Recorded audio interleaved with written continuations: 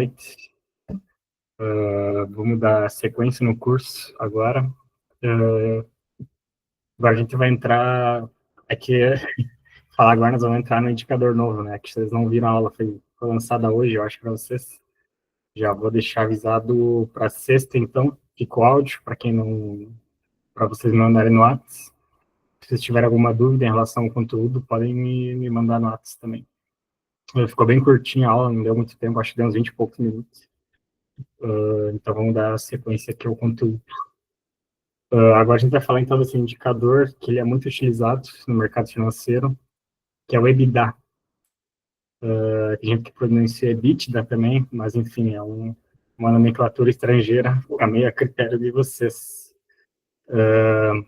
Traduzindo EBITDA, a gente vai ter o LAGIDA. Em português seria lucros antes de juros, impostos, depreciação e amortização.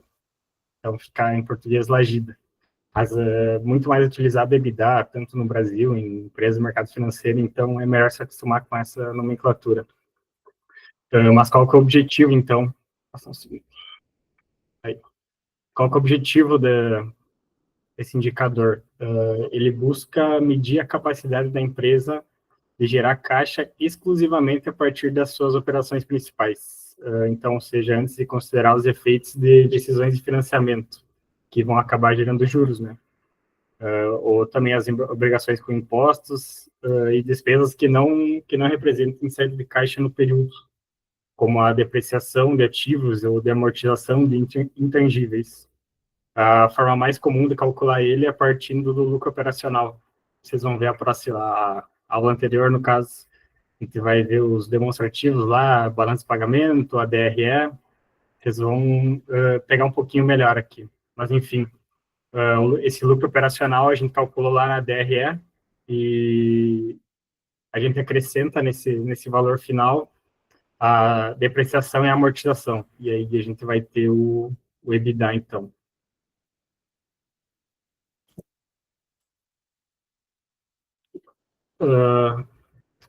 Então, falando um pouco como as principais utilidades e as vantagens de utilizar esse indicador. Uma das grandes vantagens que ele tem é a comparabilidade, ou seja, ao eliminar os efeitos de estrutura de capital, carga tributária, políticas de depreciação, a gente pode comparar de uma forma mais direta em empresas diferentes, de setores diferentes, de países diferentes, enfim. E é muito útil nessa questão da análise setorial.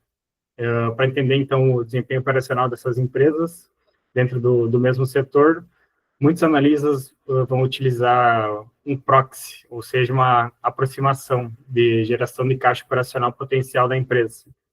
E, por fim, né, ele é completamente empregado na avaliação da empresa, sendo um componente-chave em múltiplos muito famosos, como o EV/EBITDA.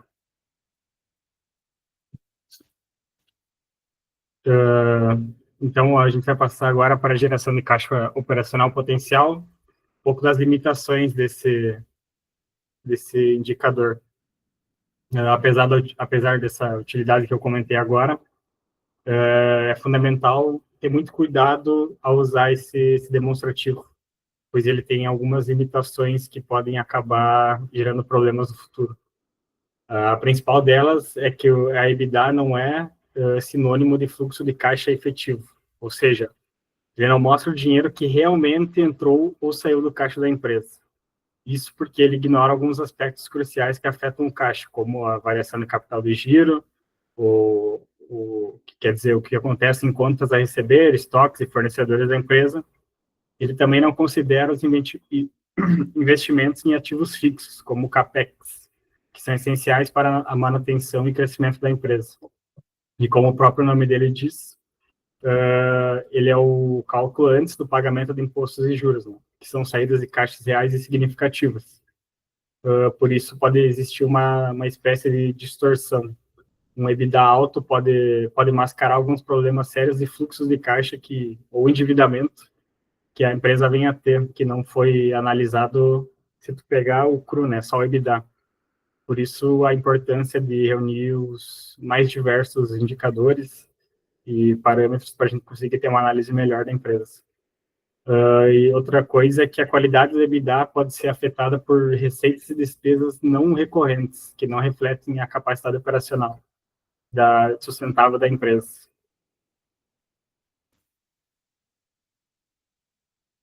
Agora a gente vai comparar, então, o EBITDA com o fluxo de caixa operacional, que é conhecido como FCO. A gente, essa é um ponto muito importante comparar esses dois, já que eles medem coisas parecidas. A única diferença deles é na natureza. O EBITDA é calculado com base no regime de competência contábil e é uma medida ajustada do lucro da empresa, que busca mostrar o potencial de geração de caixa. Já o FCO, ele é extraído diretamente do DFC. Talvez vocês vão estar um pouco perdidos em questão de o pessoal que está vendo agora ao vivo a aula, nesses nomes, porque foi tratado na última aula, né? E vocês provavelmente não tiveram tempo de ver ainda. Mas assim que vocês olhar a aula, entender o conteúdo, vocês vão pegar um pouco melhor aqui. Mas enfim, o FCO é extraído diretamente do DFC e, portanto, ele é baseado no regime de caixa. Ele reflete apenas o dinheiro que efetivamente entrou ou saiu das atividades operacionais da empresa. As principais diferenças já comentadas, o EBITDA exclui juros, impostos, depreciação e amortização, enquanto o FCO considera o impacto das variações de capital de giro, e às vezes, dependendo do método, os pagamentos de juros e impostos relacionados àquela operação específica. Resumindo, o EBITDA dá uma ideia de capacidade potencial de geração de caixa operacional, enquanto o FCO mostra o caixa efetivamente gerado pela empresa no período analisado. O FCO é um pouco mais próximo assim da realidade do caixa da empresa. A análise ideal para nós aqui seria olhar para ambos juntamente, né? Conjuntamente. E as grandes diferenças entre o EBITDA e o FCO podem ser um sinal de alerta, indicando possíveis problemas na qualidade do lucro, que seria referente ao EBITDA, ou na gestão de capital de giro da empresa, que seria referente ao FCO.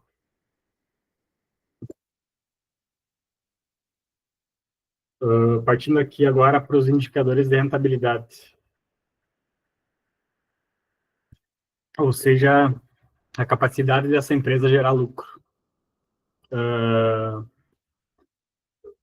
Como o próprio nome já diz, ele serve para medir a eficiência de gerar lucros dessa empresa. Então, basicamente, são métricas financeiras que avaliam a capacidade da empresa de transformar receita ou seus ativos ou o capital dos acionistas em lucro.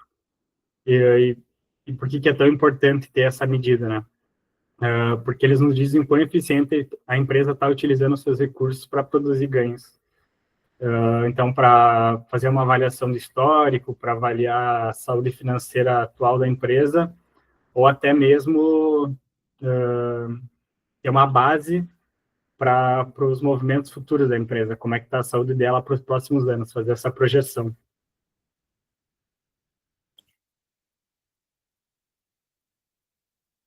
Bom, partindo aqui para os principais indicadores de margem, como é que eles são calculados? Eles são calculados principalmente a partir da DRE, seria a demonstração do resultado do exercício, e nos mostram qual o percentual dessa receita se transforma em lucro em diferentes estágios do processo, ou seja, começamos com a margem bruta, que nos diz quanto sobra de vendas após descontarmos o custo direto da produção ou do serviço prestado. Ele reflete principalmente a rentabilidade da atividade principal da empresa. Se ela fornece serviço, como é que eles estão fazendo isso, se está gerando lucro essa questão, ou se eles vendem um produto, quanto eles estão vendendo, qual a margem que eles estão tendo, quanto eles estão deixando de ganhar, às vezes por alguma falha, alguma lacuna que ficou aberta, né, no negócio. Então, após isso, após a DRE, a gente tem a margem operacional, que também é chamada de margem EBIT, ou só LAEGIR, no português, que mostra o percentual da receita que permanece após cobrirmos todos os custos e despesas operacionais, antes de contabilizar juros e impostos. É uma medida de eficiência das operações centrais. A margem EBITDA, ela indica, é relacionada com a receita líquida, dá uma perspectiva de rentabilidade antes dos juros, impostos, depreciação e amortização.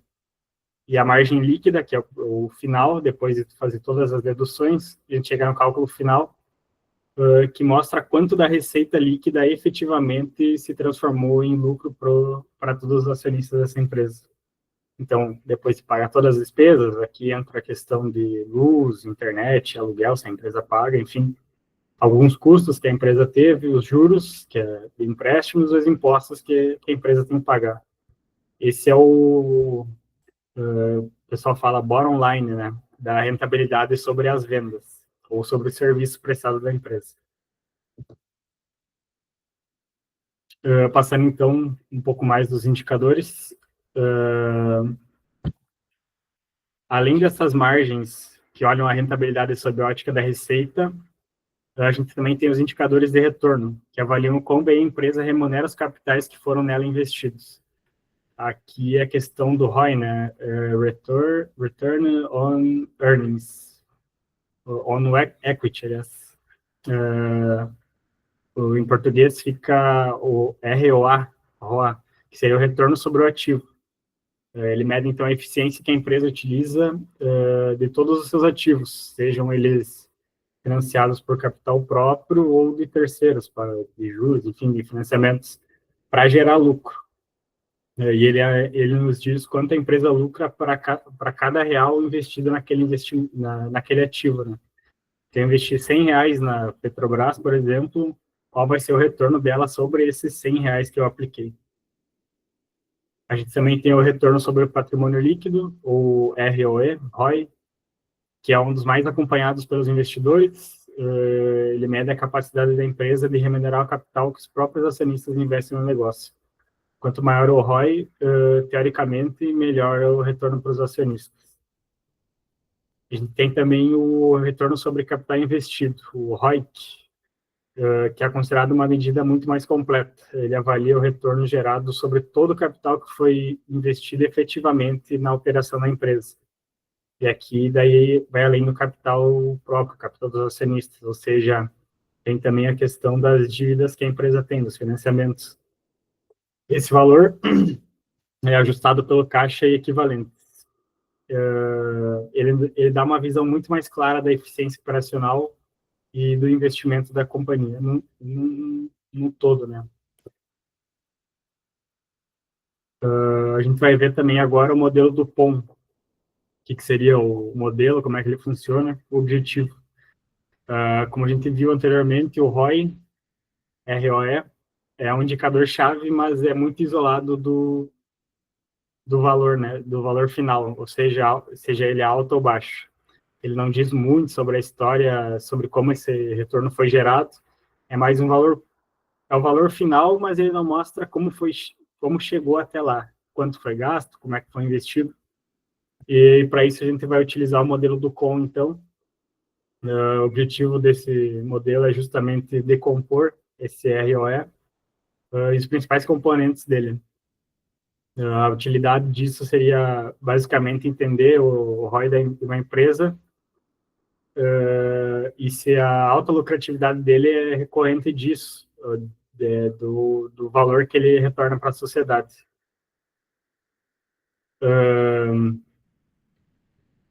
Ou se ele está impulsionado pelo uso da dívida. Aqui ele vai fazer essa diferenciação, como eu falei antes, nesse cálculo entra o capital dos acionistas e entra também o capital de financiamento, investimentos, enfim, de terceiros. Então, uma empresa pegou um empréstimo de 100 milhões e impulsionou as vendas, começou a produzir a rodo. E, então, obviamente, o lucro dela vai aumentar, né? Vai aumentar o ROI dela. Mas não necessariamente porque ela se tornou uma empresa mais produtiva ou mais eficiente, mas só pela impulsão desse dinheiro, né? Foi injetado um dinheiro nela e ela muitas vezes não tá otimizando a utilização desse dinheiro. Então, esse modelo vai mostrar para nós se essa produtividade da empresa vem do capital próprio dela ou se vem dessas questões do financiamento.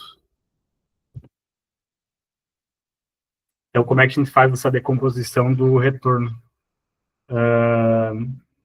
A forma mais tradicional de fazer o modelo do POM é o modelo do POM de 3 fatores. Ele nos diz que o ROI, que é o produto de 3 componentes-chaves, a margem líquida, o giro do ativo e o multiplicador de alavancagem financeira. E o que é cada um? A margem líquida, como a gente falou antes, é a lucratividade que a empresa tem em relação às suas vendas, ou seja, no geral, o bruto, né? O pessoal da economia tem o P vezes Q, ou seja, o total da equação, quanto ela ganha após, enfim, vender o produto ou prestar o serviço. O giro do ativo, que mede a eficiência com que a empresa utiliza seus ativos para gerar receita, ou seja, quanta receita é gerada para cada real do ativo. E a alavancagem financeira, que é calculada como ativo total sobre patrimônio líquido. Ele nos mostra o quanto a empresa utiliza de capital de terceiros para financiar os seus ativos. E quanto maior esse multiplicador, maior o grau de endividamento e, consequentemente, maior a alavancagem.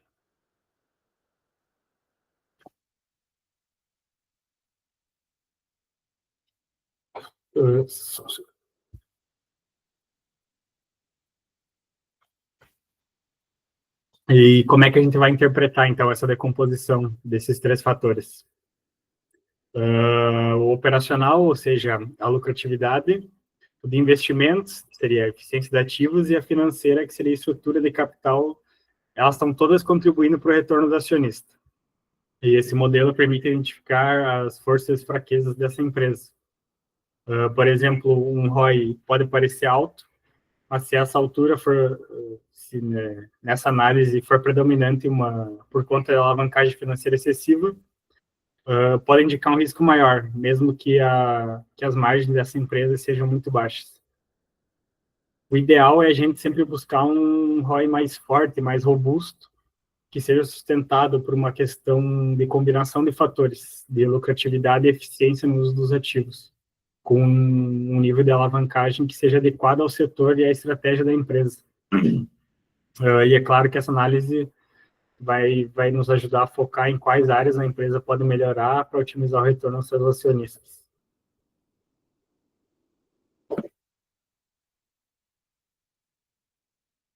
Bom, vamos falar também sobre o modelo do POM de 5 fatores, um pouco mais completo. Essa decomposição de 5 fatores, ela basicamente vai abrir aquela margem líquida que a gente viu anteriormente em alguns componentes que vão nos mostrar qual o impacto da carga tributária e da carga de juros sobre a lucratividade operacional.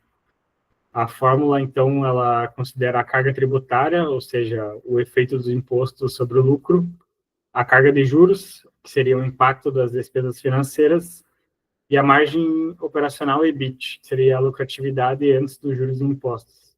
E os já conhecidos da gente, o giro de ativo e a alavancagem financeira.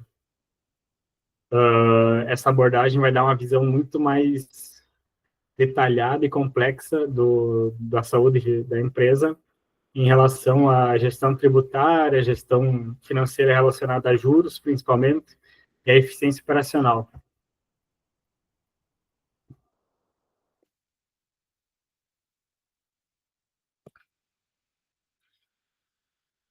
Aqui a gente vai mais reforçar a importância dessa análise conjunta dos diversos analisar um único demonstrativo ou só um indicador de forma isolada pode trazer uma ideia muito errada da real situação da empresa.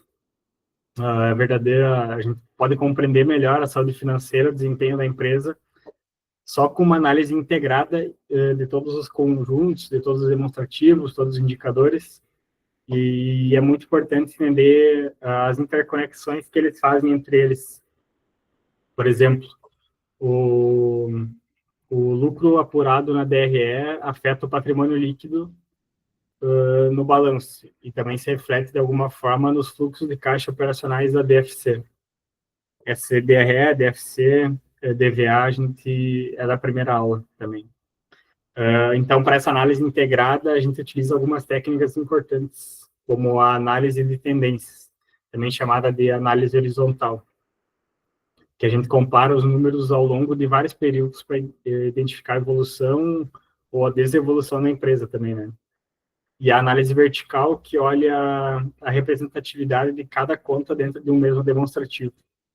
E a comparação setorial, o benchmarking, que é onde a gente vai comparar os indicadores da empresa com um concorrente do mesmo setor, duas empresas do mesmo setor.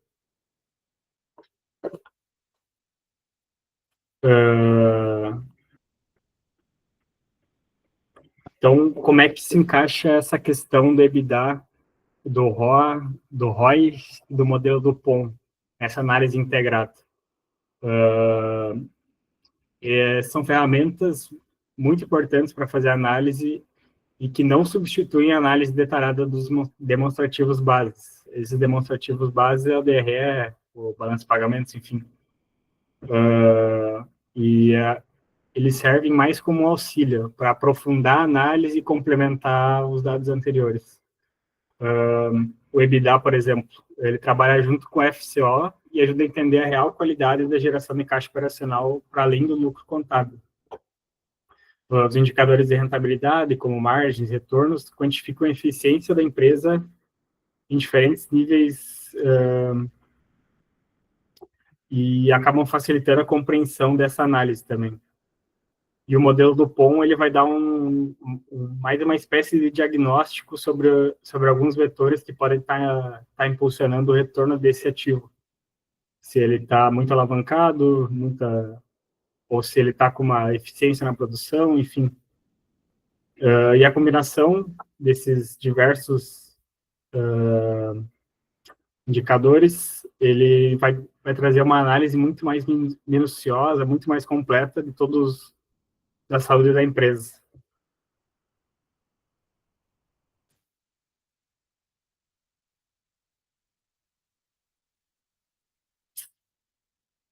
Então, a gente vai dar uma recapitulada agora nesses assuntos tratados anteriormente, passando primeiro pelas demonstrações contábeis, que são a base de tudo. O BP, o balanço de pagamento, a DRE, o DFC, DLPA e DVA, que são os assuntos da primeira aula ainda. E as notas explicativas também, que fornecem esse material bruto para a primeira análise da empresa.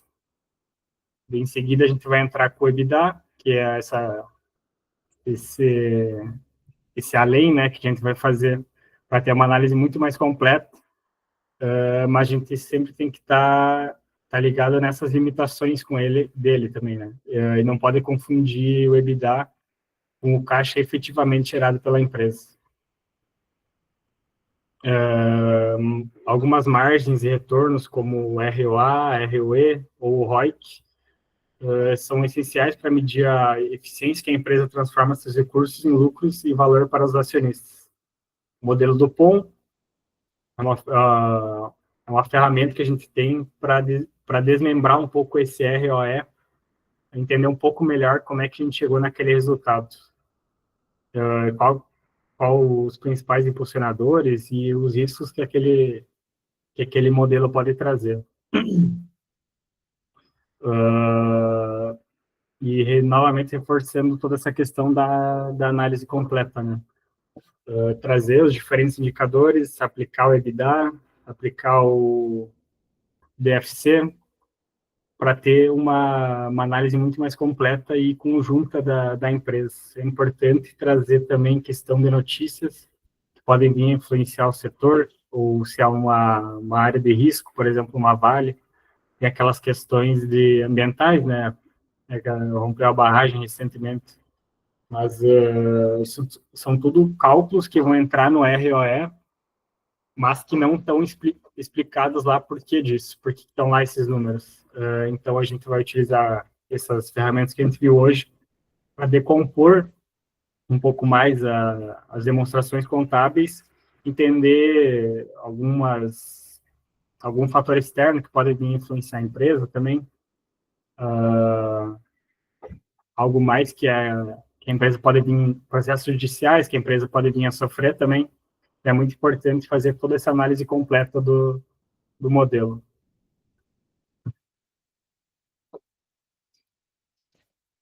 Acho que seria isso. vocês ficaram com alguma dúvida, esse conteúdo é bem maçante, para ser sincero, é muita nomenclatura, tem que pegar bem, meio que decorar o que cada nomenclatura significa, mas isso vocês vão poder ver lá na aula 1 também, eu desmembrei um pouco, e daí em seguida aplicar.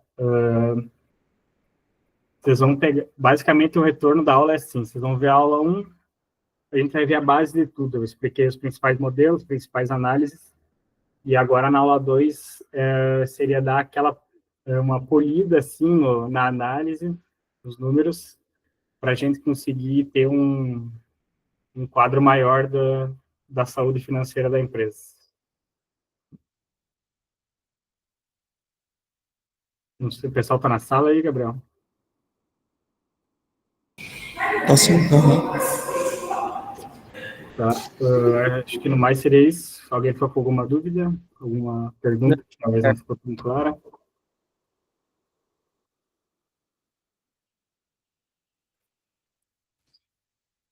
Então, eu acho que seria isso, pessoal.